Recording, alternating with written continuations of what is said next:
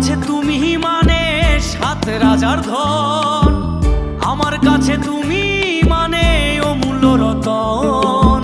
তোমার কাছে হয়তো বন্ধু আমি কিছু না, তাই তো তোমার স্বপ্নে বন্ধু আমি আসি না। আমি মানে তুমি আর তুমি মানে আমি, আমার কাছে আমার যে বন্ধু তুমি দামি।